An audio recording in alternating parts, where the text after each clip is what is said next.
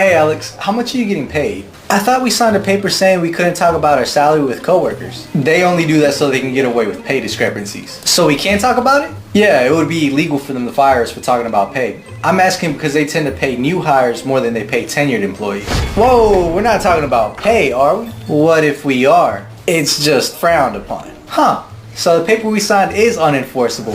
I make $24 an hour. What about you? $22 an hour, and I've been here 3 years. I'll go ahead and update your pay plan now.